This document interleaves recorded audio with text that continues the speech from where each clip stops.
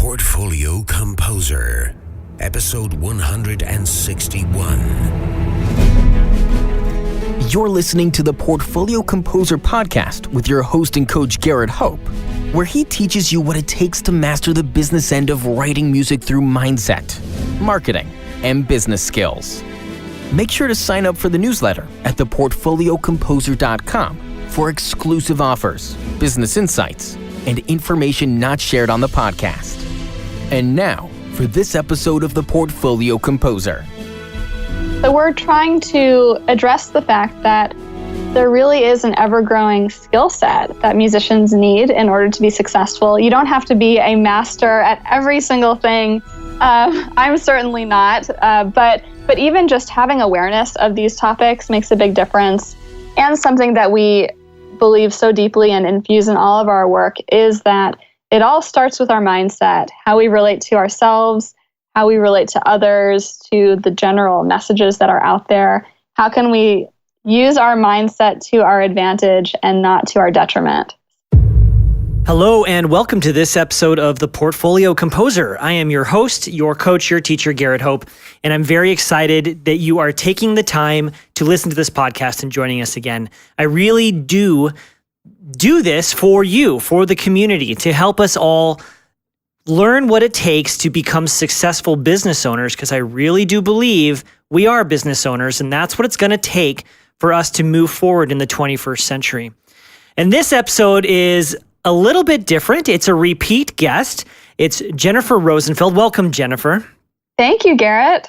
Jennifer has been on the podcast before a long time ago, back when it was the Composer on Fire, and with her business partner, Julia, who they both started iCadenza, which offers management, coaching services, and a whole slew of things. Maybe we can get into that a little bit.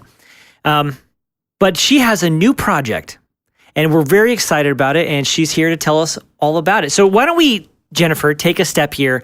Tell us again about iCadenza. Remind us what you guys do and the work that you guys are doing in the community. Awesome. Thanks so much, Garrett. I love your podcast, so it's a real honor to be back. So a little bit of background on iCadenza. I co-founded it in 2009 with Julia. She and I went to high school together, actually. So we go way back. And I think on the previous podcast, we share the whole story. But basically, iCadenza is a resource for musicians and performing artists who want to grow their careers in all kinds of directions. So we offer a lot of free resources on our website.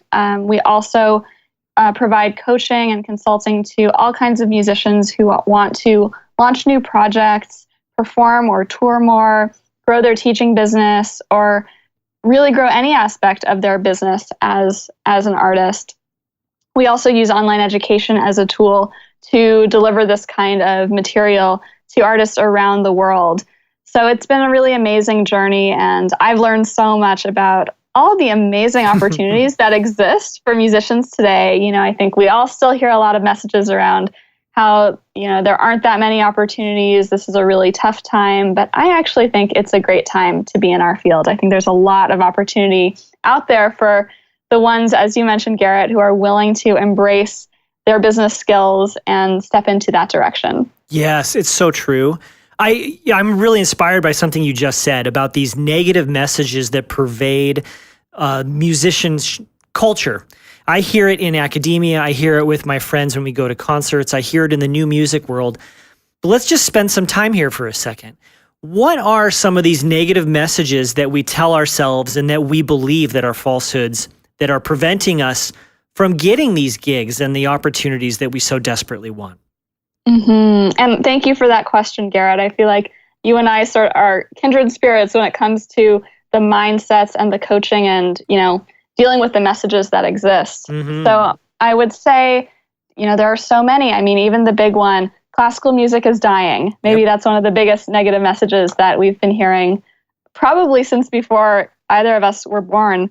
That has been a message. I think there's also, for certain instrumentalists that there, are shrinking opportunities in the traditional pathways in the orchestral field. It's impossible to get a job. Orchestras are going bankrupt. Opera companies are going bankrupt. everyone's going bankrupt. Audiences don't like classical music. Mm-hmm. Audiences don't want to pay for this stuff. I think those are the messages that we're hearing. Oh, certainly in academia, as you said, there are no more teaching jobs. Yep. People prefer Netflix over live music, whatever it is. Well, I think another one that comes up a lot, and this is something that you and I battle directly in the work we do helping musicians, is that sales is bad. Money has these kind of negative connotations associated with it. We don't want to be sleazy marketers. All that. Would you agree? 100%. 100%. There's a real negative bias towards wealth building even. And we're not talking about, hoarding. It's just like saving, building your nest egg, proper retirement planning, all that stuff. And we don't talk about it enough.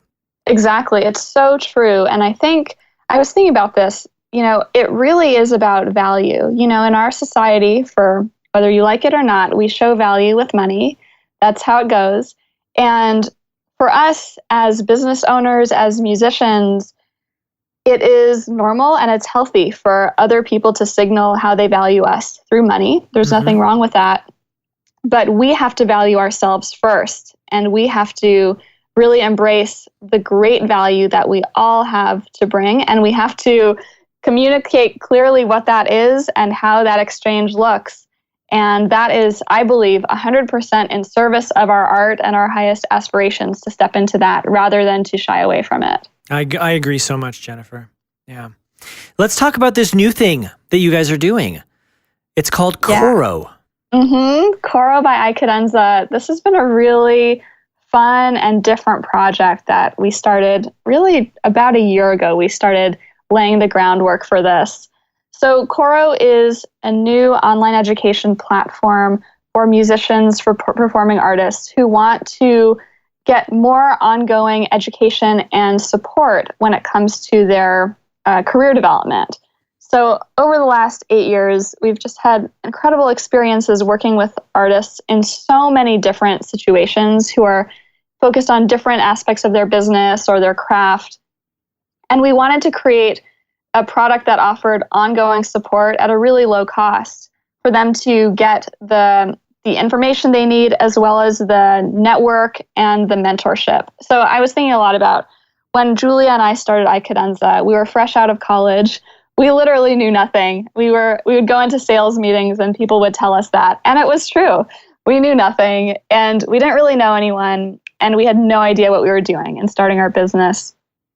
And I realized, what were the things that allowed us to cross that threshold and survive? Those early stages are so difficult. And it really came down to those three things, constantly learning new skills, which is this, they talk about the entrepreneurial mindset of being outside of your comfort zone and learning something that you've never done before, whether it's building your first website or editing a video or learning how to pitch what you do. So we were constantly just trying to learn new things. Again, a very different approach from sort of the classical musician. I will spend 20 years learning how to be a master at this one thing. We were average beginners at a bunch of new things and sort of going with that. Then another thing that we did that was really helpful is we focused on networking. We met as many people as we could. We just tried to get our faces into the mix and to get into the conversation. That was really helpful. And then very early on in our journey, we had the amazing opportunity to work with these incredible coaches. And I know you provide coaching to artists, something we do as well. I think that offering is so life-changing to get that kind of support and to understand what it is. I had no idea what it was before I worked with a coach. And so we wanted to create a product through iCadenza that can sort of touch on all of these three areas to help musicians build their skills, help them engage with a private community of other musicians from around the world who are supportive, encouraging, collaborative, digging into the same big questions, and also to provide opportunities for coaching and mentorship. So that's what we do. It's available to anyone, but we actually designed it with universities in mind as well, because so many universities right now are really thinking about the future of their current students, of their recent graduates, and how to prepare them for more successful and fulfilling careers, especially more financially viable careers. So we wanted to provide a platform that could also be integrated into universities, into existing courses. Coro is comprised of a library of what we call micro courses which are hour to hour and a half length courses on a variety of topics related to careers in music. And these are produced by us, but also in collaboration with amazing experts from around the industry. So we're really just trying to be creative and figure out how we can all work together and collaborate with our favorite people on how to solve these bigger issues. Yeah. So why now? Why do you think that this is a good point in our culture and our economy to offer this program for musicians? I think a few things are happening. First of all, and I don't know if it's, maybe it's a synergy or an energy thing. I know that you and I have both been doing the kind of things that we're doing for a while now, but I feel like it's not as rejected a principle as it was several years ago to assert that musicians need to be business-minded. They need to step into this new set of skills. I remember, it's much less frequent now that a musician will say to us, I just need a manager to be successful. I got everything else. I just need a manager, and then I'll be good to go. I have a lot of thoughts on why that's not true. Well, let's dig into that. Why is that a fallacy? So it's really interesting, and I've written some blog posts about it. But, basically, and speaking from another side of what we do, I also co-founded a talent agency called iCadenza Artists, where we have a roster of artists. We book talent at venues around the world. So we know what we're looking for, and we have had many experiences with different types of artists. The truth is that the way the industry works, there is a lot of competition. If an artist has not already demonstrated the market's demand for what they offer, then an agent is not going to be interested in taking them on, because the agency business is really tight. It's really slim margins. It's very difficult work. It's rarely worth it for an agent to take an artist who really has none of that momentum or audience on their own and build it up, because artists can do it. They can do it themselves now. Many have done that. There are so many self-representing artists who are doing great, and we've worked with a number of them and helped them be more successful through our online courses. So for us as an agency, we'd rather take on an artist who gets it, who understands what we do, what they do, who can be a true partner, and who understands that, you can't just hand over the reins of your career to an agent. It's a partnership, and both of us need to be working on it in the trenches. So that's sort of my short answer, but there's a lot more there. It's a really important topic, and I think it's so exciting.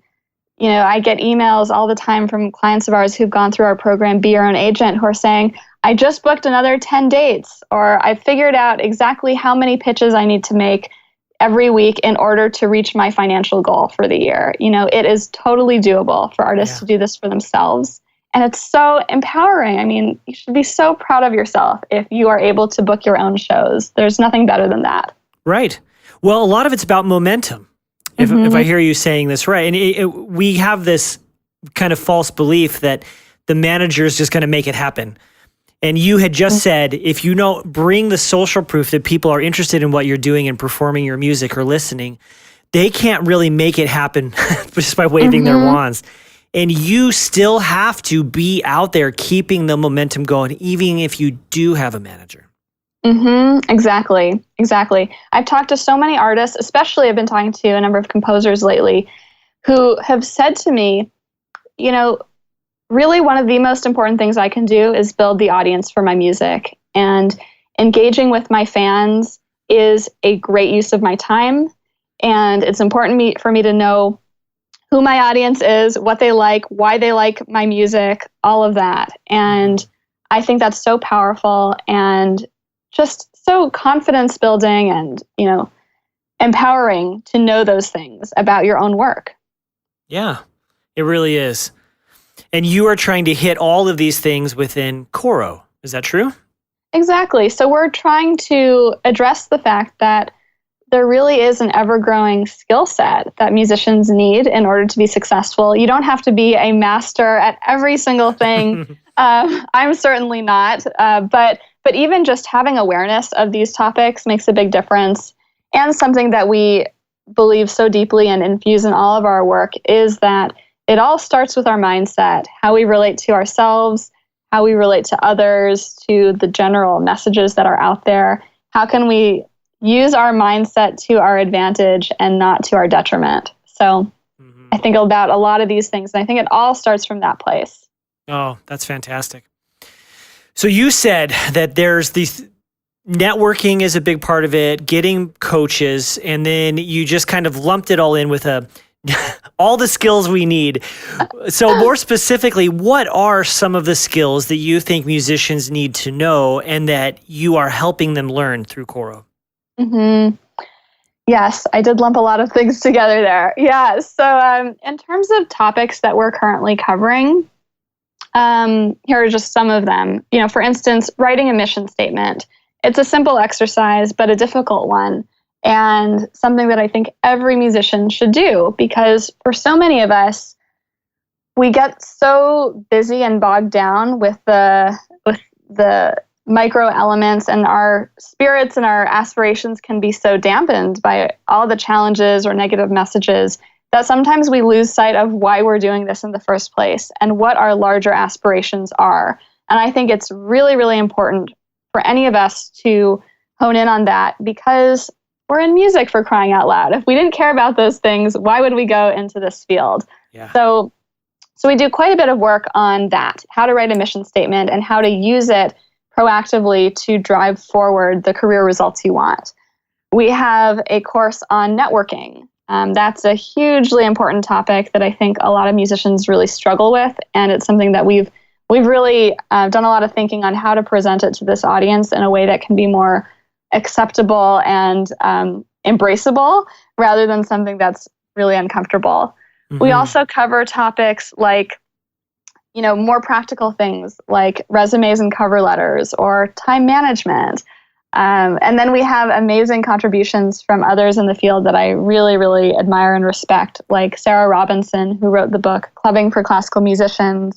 She created a course for us on producing your first event, how to do that. Nathan Cole, who is a violinist in the LA Philharmonic, who has grown his teaching business in such incredible ways through the power of writing, has done a course for us on writing for musicians, how to use blogging and other sort of writing avenues on the internet to grow your impact. And the quality of this content is so good. I mean, he speaks about it so well. So we've had a lot of wonderful faculty from universities around the country, musicians who have done great things in their careers, just a wide range of people contributing for us, and many, many more in the pipeline.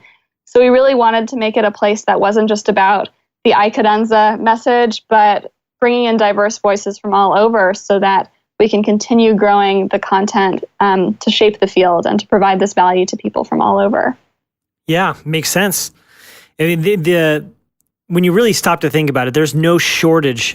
There's no end to the skills you have to learn. Mm-hmm. But you have to become passable at so many, right? Because we just don't get this when we go to school. And we go to school to become better composers, performers, teachers. And these are the things that you still need. Mm-hmm. Exactly. So how does this work? Is it a subscription with like renewing membership, or is it a one-time fee?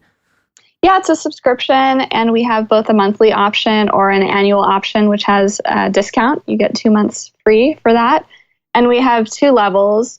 So the regular level is $9.99 or $10 a month, and that gives access to all of our content library and our private Facebook community, as well as every month or more regularly we do we call them Ask an Expert live Q&A sessions, or sort of virtual masterclasses with people who have contributed content. And then we have another level which is $49.99 a month, or about $50 a month, which in addition to those things provides access to what we call our coaching lab. So it's about 12 hours a month of group coaching sessions where you can join a conversation with a coach from our team and get really personalized, targeted support on your career. That's great. That's really affordable too. That's what we're going for. It's you know how it is. Working one-on-one with a coach is a big investment, and so we wanted to create a way that more people could get access to it. And it's funny because we were initially not sure how people would feel about the group coaching aspect. And I remember one person showed up to a coaching session that one of us was doing, and she said, "Where is everyone? I like it more when other people are here." So we're really just trying to create a space where the nature of the conversation is positive and supportive, and everyone wants to help each other. And that's what we're finding. So it's awesome to help people connect in that way. Well, that's the same thing that's happening in the portfolio composer communities too, with the group calls. Like it really makes a big difference. And it's an easier, accessible price point, which is exactly what you've hit. I think you have a really good model there on how so many people, composers included, can learn all these things, get the support they need, and also get the feedback from a coach who will encourage them and help do course corrections. Because one-on-one coaching, though as valuable as it is often prohibitive in cost for most musicians. It's an unfortunate fact. Exactly. And I think, I've been in group coaching programs, and there is something so rewarding to hear your colleagues affirm or, echo what you're experiencing, or to hear what their challenges are, because they might have a challenge that you also had and you didn't even find the words. You couldn't even find the words to describe what it is. So I find that I don't think that's in any way less valuable. It's a different experience in some ways, perhaps more valuable in some ways. Oh, yeah. What gets you most excited about all of this? I have to say it's a few things. There are so many things that get me excited, but I would say in many ways the relationships that I've gotten to build. I've met many people in the course of this journey over the last year, in selling a product.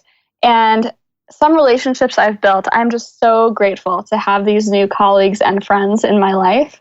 I just love that. There are some folks at universities who'll just email me or call me up if they have questions about, some content that they're looking to program into a course that they're doing, or recommendations about this or that. And to be able to call these people my friends that I wouldn't have had if it weren't for me trying to sell a product it's just a weird thing to think about, that I've had so many personally gratifying relationships result from a business initiative.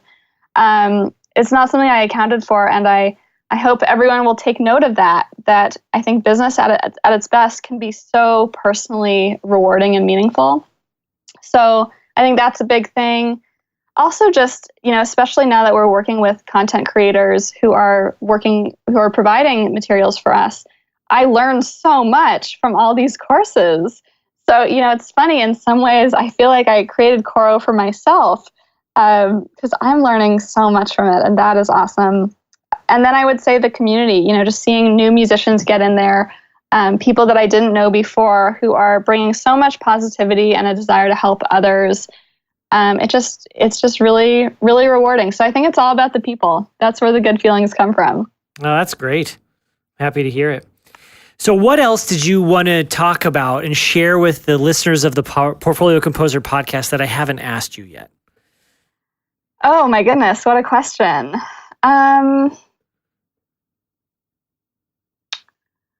Well, I hope you'll check out Coro. I think it'll be interesting for all of you to see. But I guess on a more personal note, I was telling you this before the call, Garrett, that I've recently started taking composition lessons, which has actually been a lifelong dream of mine. It's when I was in high school, I remember thinking, I want to take composition lessons one day. And it took me like 15 years to get around to it. So all that is to say that I feel like I can relate a tiny bit more to this community in terms of what that all means. And for that perspective, that new starting perspective, I'm very grateful. Yeah. Well, I'm very happy for you. The world always needs the stories of every composer. So I'm glad that you're throwing your voice out there. And you're studying with the incredible Rina Esmail, who I just adore. And she was featured in episode 58. So Rina, I hope you hear this. I think so highly of you. I'm so proud of you. Likewise. Rina is an amazing, amazing person, an amazing teacher. So it's really a dream come true to get to work with her. Well, maybe you can talk Rina into giving me a composition lesson too. Oh yeah, I will. It's so interesting. There are things that she says that I'm just like, wow, that is a deep thought. And so much of it, back to mindset, is I think a lot of reasons why I didn't take composition lessons for so long is because I thought I'm not a good enough musician. I wasn't actually a music major. I didn't study theory formally. I had all these reasons why I wasn't ready. And it's really interesting taking lessons where she'll share, I hope she doesn't mind me sharing this, but I think it's okay. She'll share something about, just being in her own process and how, so much of writing music is figuring things out for the first time, regardless of what stage you're at. And I didn't realize that. I really look up at composers as people I have so much respect for, people who've figured it out, and getting a glimpse into that creative process and seeing how, it's such a journey and each new piece has its own learning curve was really eye-opening and amazing to hear. Yeah, we're all figuring it out as we go. And each new piece has its own set of problems. They never repeat. Yeah, so true. Well, why don't we just take a quick break right now and we'll come back for the lightning round. Okay. I'm very excited to announce that the Portfolio Composer has become a strategic partner with the American Composers Forum. What this means is that we are working together to build our composition community. If you have not heard of the American Composers Forum, you can find more at composersforum.org, but it is the largest composer-oriented organization in the United States that has many resources, programs, and grant opportunities designed to help you build your career and to create your art. The biggest benefit I have gotten out of being an ACF member is the curated composer opportunity list. This might be the most extensive list that you can find anywhere, with opportunities for calls for scores, grants, and performance opportunities. So I highly recommend joining this organization. Again, you can learn more at composersforum.org. And I also want to invite you to join the Portfolio Composer community by becoming a Patreon sponsor. By joining the community, you will have access to private webinars that I do for the Patreon communities and students of my course, and as well as private coachings, one-on-one sessions, and a few other bonuses. So please go to patreon.com/Portfolio Composer. Welcome to the lightning round. Well, we did this once before. It'll be fun to compare answers. Okay. I sometimes when I have guests on for a second time, I listen to the old interview so I can remember, and I didn't have a chance to do that. So we'll have to listen back later. Okay. All right, Jennifer, if you could turn back the clock, what advice would you give your 20-year-old self? Oh my goodness. I think about this a lot these days. I think just stop caring so much. Just be you. Stop caring so much about what other people think. Yeah. Man, I need that now. As much too. as I did when I was 20 years old. What is a personal habit of yours that you feel leads to your success? I would say two things. One is in the last year, I started doing a weekly planning exercise. And I found a template on the internet, which I can share with you if you want to link it. But that's been wonderful. It's just I have a journal that I only use for this activity, and I basically reflect on the previous week and just sort of do some goals for the next week. And it's so cool because I have a whole journal of it from my last year. Yeah. So that's been wonderful. And I would say in this last year, I really prioritized just making music for fun, taking piano lessons, all of that. so just having music be a joyful presence in my life has made my life better in many ways. So many follow-up questions here, Jennifer. But I'm a big fan of journaling. I've been doing it for years, but lately I've been using the 5-minute journal as a way to just condense down what are the things I'm grateful for, what am I going to work on today, and what's going to make today great. So does this method you're using, is it a goal-setting method, a way for you to help focus your activity, or how is it helping you? Part of it is that on a weekly basis, but it's also, there's a component of it which is celebrating last week, which that was a really big thing for me because I think like most of us, I forget about what actually goes well. I forget about what I've achieved. And to have a catalog of that is really powerful. Also cataloging what are my major lessons from the previous week. Then there's some goal setting in terms of both the big picture. Every week I'm restating what are the big picture goals that I'm working towards, both professionally and personally. And then coming down to the 3 to 5 most important tasks, the big things that I need to focus on in a given week, and having those be, the little things go around that. So that's pretty much what it is. Okay. And when you say you're trying to bring music back into your life in an enjoyable, like non-onerous way, how does that manifest for you? So I recently wrote an article for iCadenza about reclaiming my identity as a musician. So the whole story is there, but for like many of us, for a long time, I've related to music personally in kind of a complicated way. And it was a few years ago, even though I work in music, I work with a lot of musicians, I realized that my artistic side was feeling a little neglected. So I take weekly piano lessons. I take composition lessons. Last year I was singing with a choir. I actually just got a ukulele. So that's been my new music project. I'm just learning on YouTube. And just to reaffirm for myself that making music is worthwhile. It's great to do it for a career. I definitely believe in that, but it's also great to do it just because we love it. There's always value in anyone just being in music and not attaching any other expectations to it. And so for me now, taking piano lessons, it's really just about enjoying the work and have an awesome teacher. And it's a moment in my week where I can't multitask. I can't check my email. I can't think about anything else. And I become super detail oriented, which is, I would say, not my most natural strength. So I don't know, I guess it's like my meditation or my yoga or any of those other good things that I don't do regularly. Sure. Well, I still practice instruments every single day. And so I think it's a very critical skill for musicians to, whether we're using them in performance or not, to be involved in the music, get in with everything you have. You're a piano player, and you just described how you're stretching yourself by learning composition. You're about to learn ukulele. But what has been an instrument you've always wanted to learn to play?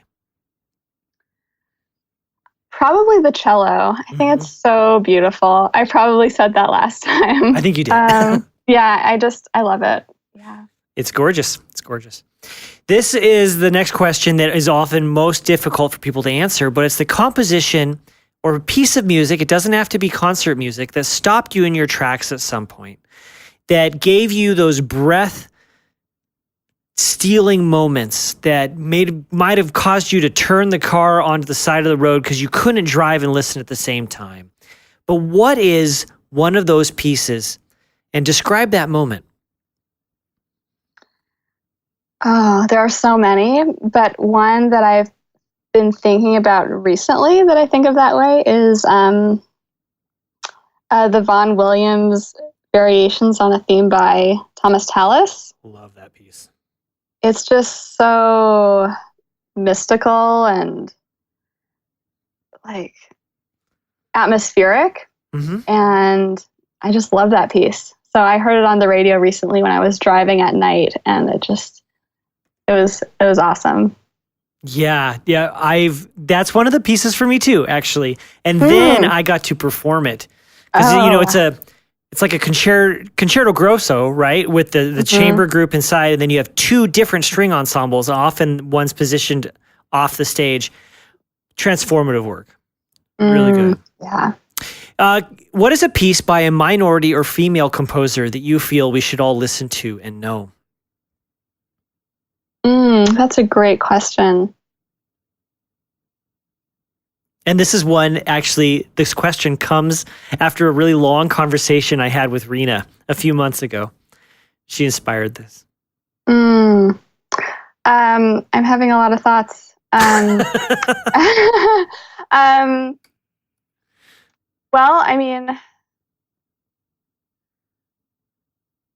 many people who've been guests on your podcast for sure. I'm a really big fan of my friend Chysanthe Tan. I love her music. I love her story. I love her as a person. I love her music. She's great. I love Rena's music too.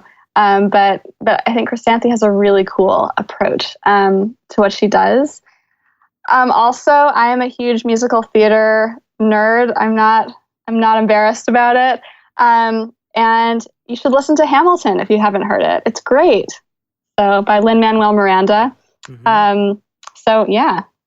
Yeah. Well, it's kind of taken the theater world by storm. Mm-hmm. What is a book? Now, we will link to your book, Awakening the Business Brain, which is great. I have a copy on my shelf. But what's another book you could recommend that could benefit the personal, creative, or business lives of the podcast listeners? Okay. There's a book that I read this year that had a really big impact on me in terms of the financial management of my business called Profit First. I think it's something that any business owner, even if you're a solopreneur, you should read it. I wish I had read it 8 years ago. I'm just looking that one up again. I haven't read it yet, but I remember learning about it. Yeah, Mike Michalowicz, I think.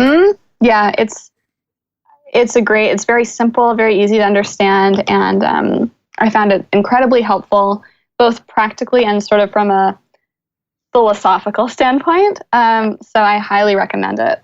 Good, thank you. I love getting books on my list. There's never enough time to read all the wonderful books that are out there. Oh, I would say, sorry, one more book. Yeah. I just started reading Deep Work. Oh, Cal Newport. That's probably on your list already. Or someone else has shared it, but that's a great one. So yeah, I've read that one. It is good. Yeah, if you need help focusing or realizing how your distractions are hindering your ability to get stuff done, that's a book you need to read. Where can people find you on the internet? Where can they learn about Coro on the internet, and how can they get a hold of you? So you can find out more at iCadenza.com. For Coro, I invite you to check it out. That's Coro, CORO.iCadenza.com. And if you want to reach me, I'm just Jennifer at iCadenza.com. That's easy to remember. Do you have any final thoughts or word of advice that you'd like to leave with the listeners? I would just say, it's interesting. I was talking to a client not too long ago, and we were brainstorming a way that she could position herself on her website that I thought would be really meaningful and cool for her. And she said, but no one does it that way. And she lives in Europe. And she said, no one in Europe does it that way. Maybe in America they do, but in Europe, no one does. And I said, so what would it mean if you were the first? So I don't know, it was an interesting moment. And I was thinking a lot about how we create these rules in our head about the way things exist or that the way things are supposed to be. But there are no rules. We can do things however we want. Sometimes it means that we're the first, or there aren't going to be a lot of people doing it our way either. But, it's okay for us to step into that territory. In fact, perhaps that could be the way that we deliver our highest value or set ourselves apart in the most authentic way. So I would just say, maybe it sounds cliche, but be you and really explore what that means and what the results of that are in all aspects of your work and your presentation. Yeah, I really like that. Listeners, go back, check out episode 74 with Jennifer and Julia. Check out iCadenza and go to coro.icadenza.com and consider joining this. You will get a lot out of it. They're doing great work, and they really do want to help you build your career in so many ways. Jennifer, thank you for your time. Thank you for sharing this, and thank you for putting your work out in the world.